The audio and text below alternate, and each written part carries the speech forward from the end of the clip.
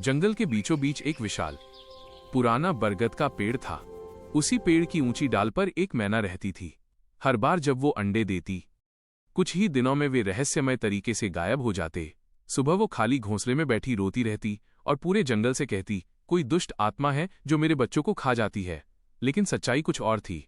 रात के सन्नाटे में एक बूढ़ा अजगर पेड़ के तने पर धीरे धीरे रेंगता हुआ ऊपर चढ़ता और अंडों को निगल जाता।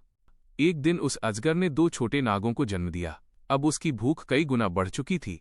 उसी रात जब मैना थकी हुई अपने घोंसले में सो रही थी और इस बार उसने अंडे नहीं, मैना को ही निगल लिया। शाम को उसका साथी दाना लेकर लौटा। घोंसले में अजगर को कुंडली मारे देख उसकी सांसें थम सी गईं। लेकिन अगले ही क्षण डर की जगह उसके भीतर बदले की आग जल उठी। वो मदद मांगने निकला। सबसे पहले वो उल्लू के पास गया।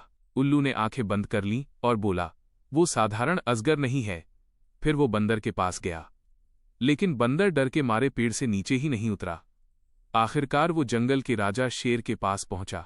शेर ने सब सुना और अपने परिवार को लेकर जंगल छोड़ दिया। अब वो बिल्कुल अकेला था। थका हारा वह उसी बरगद की डाल पर बैठा बैठा सो गया। रात में उसकी पत्नी उसके सपने में आई।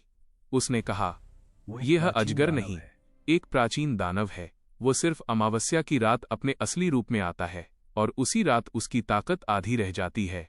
उसे तभी मारा जा सकता है।